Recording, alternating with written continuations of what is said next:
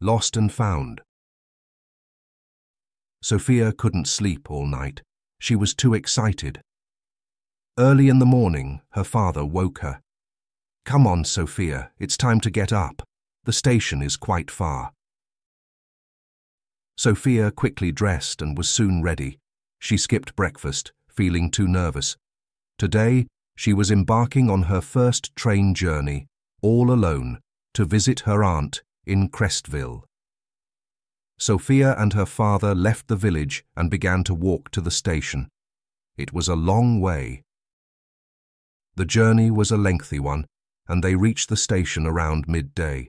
The train soon arrived, and it was nearly empty. As Sophia boarded, she felt a wave of fear. This was her first time traveling so far from home. "Your aunt will meet you in Crestville," her father assured her. "Just be careful, Sophia, and don't talk to strangers." The train started moving suddenly, picking up speed. Sophia watched as her father became smaller and smaller until he disappeared from view. As the train journey continued, Sophia stared out of the window, watching fields, trees, villages, and animals rushing past. After a while, exhaustion caught up with her, and she began to feel sleepy. She fought to stay awake, but eventually she succumbed to her tiredness, drifting off. When she awoke, it was dark outside, and she felt small and lost. Sophia realized she was far from her village and her father. To her dismay, a large, intimidating man now shared her carriage. He had a menacing appearance, with a short haircut and an ugly scar on his face. The man smiled at Sophia and said, "Hello, you're awake now, aren't you? Where are you headed?" Sophia remembered her father's warning and remained silent. "Are you going to Brookside?" the man asked, surprising her. "No, I'm going to Crestville," she replied hesitantly. "Crestville?" the man laughed. "We passed Crestville 2 hours ago. You were asleep." Sophia felt like crying but held back tears, sitting very still. Despite the warmth in the carriage, she felt cold inside. "Have we really passed Crestville?" she finally asked. "Yes," said the man, "but don't worry. I'll help you. What's your name?" "Sophia," she replied cautiously. "I'm Leo," the man said with a smile. "You can trust me, Sophia." Sophia looked at Leo again. His appearance was intimidating, but he seemed kind. Sophia was unsure if he was good or bad. As the train began to slow down, Leo got up and looked out the window. Sophia noticed a newspaper on Leo's seat with a photograph on the back page. It was Leo's picture, accompanied by a headline that read, "This man is a dangerous fighter." Sophia's suspicions were confirmed. Leo was not a good man. He was dangerous, maybe even a criminal. She knew she needed to be careful and find a way to escape quickly. Leo left the window. "We're approaching Brookside," he said. "Stay with me. I'll help you." The train finally stopped, and Sophia jumped up, racing to the door, desperate to escape. However, the old train's doors were heavy, and she couldn't open it. Leo stood behind her and said, "I'll open it." He turned the handle on the door and pushed it open. Sophia hurried to the exit thinking she was finally free but was abruptly stopped. "Where is your ticket?" said the conductor. Sophia handed over her ticket. "This ticket is for Crestville," said the conductor. "I fell asleep and I passed Crestville." "I haven't got any money," Sophia explained. "I'll pay," a voice said. It was Leo. "Thank you, sir," Sophia replied, feeling trapped. "Come with me," Leo instructed.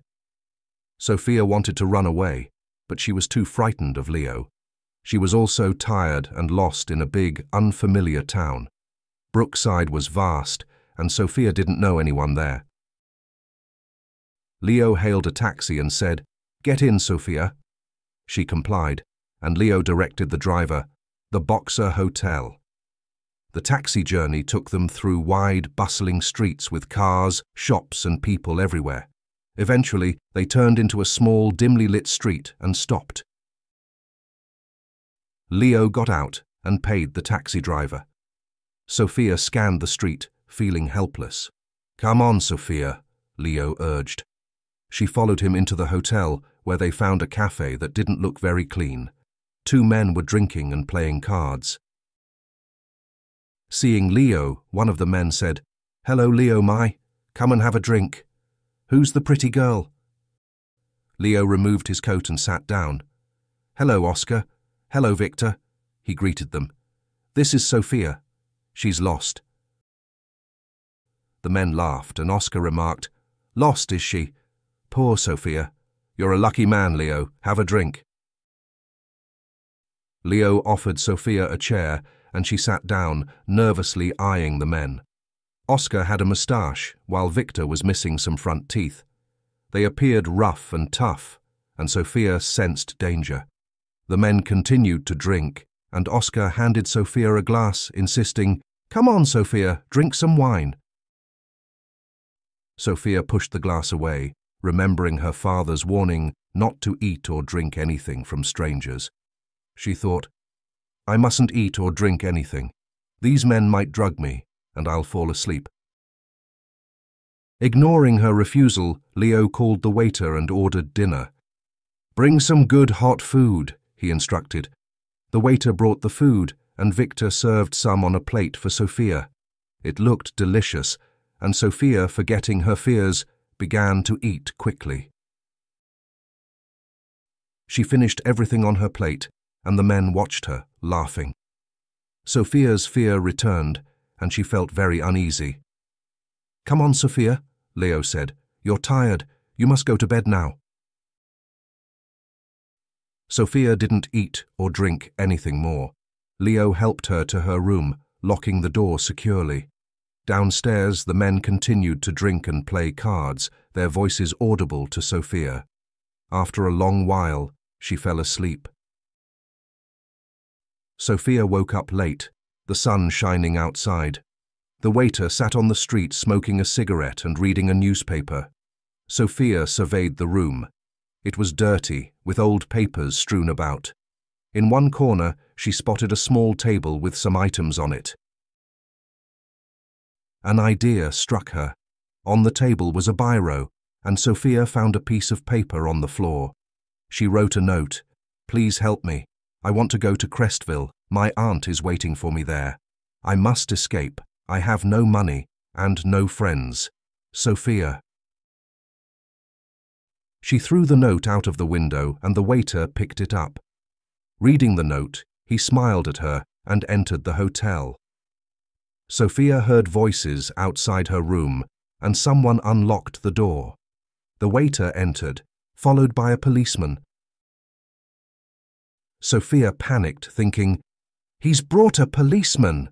She rushed forward, only to realize it was Leo holding her note. "Good afternoon, Sophia," Leo greeted her. "You've slept very late. You must be hungry.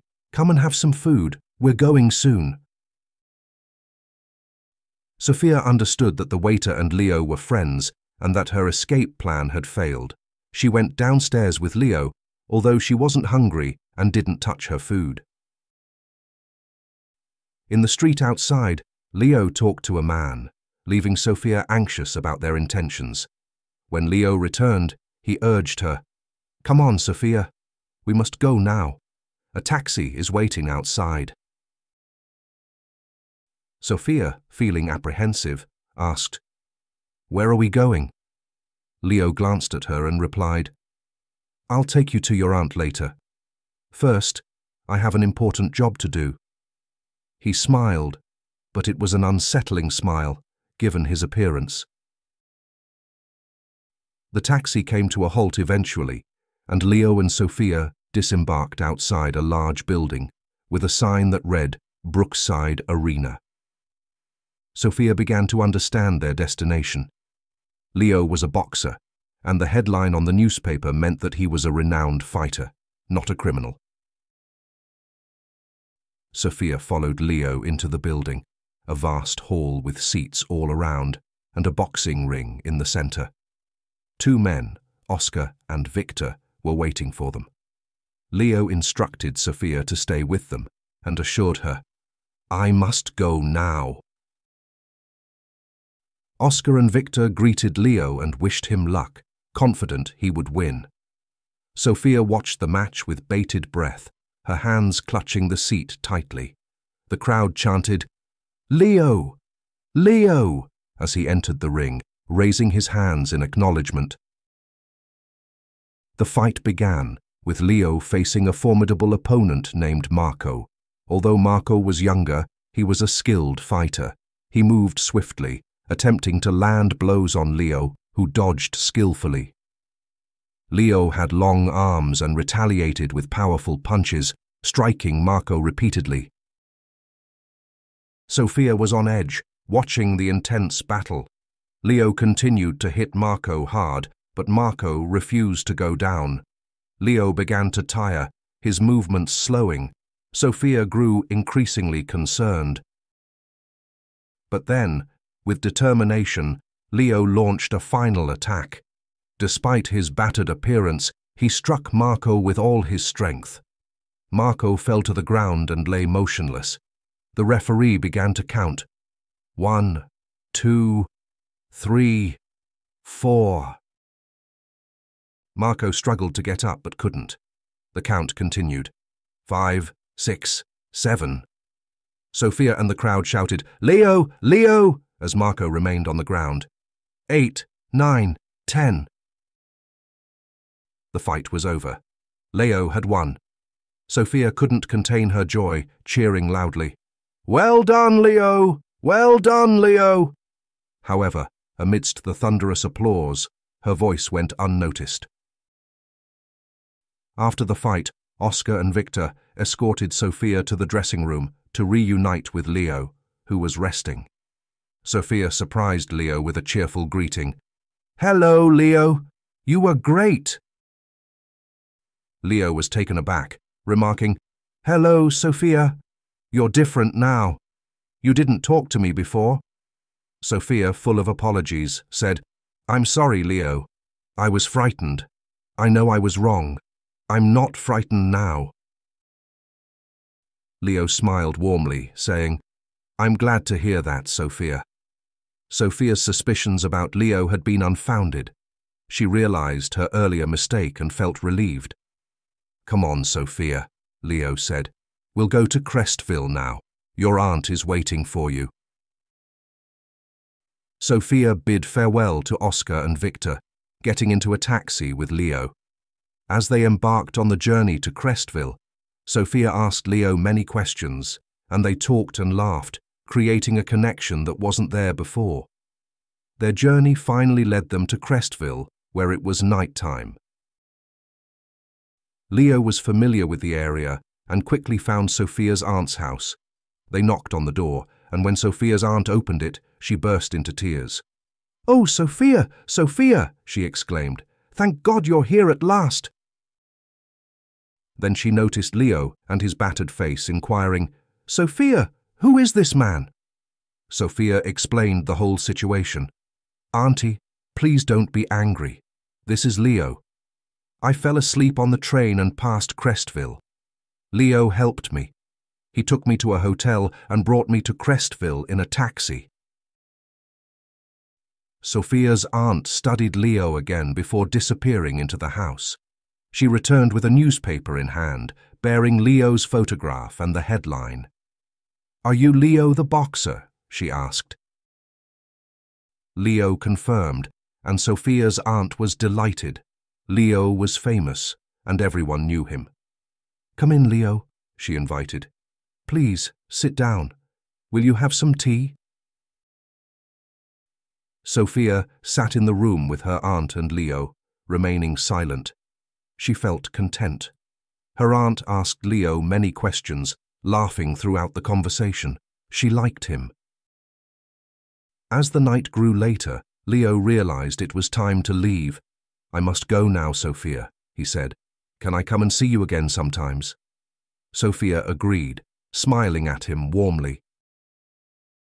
The moral of the story is not to judge a book by its cover. Initially, Sophia perceives Leo as a dangerous and potentially harmful person based on his appearance and the information she sees in the newspaper. However, as the story unfolds, it becomes clear that Leo is a skilled boxer with a kind and helpful nature.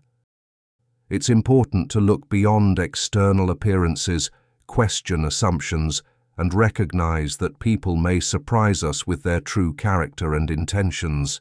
The story emphasizes the importance of open-mindedness, empathy, and giving others a chance before forming judgments.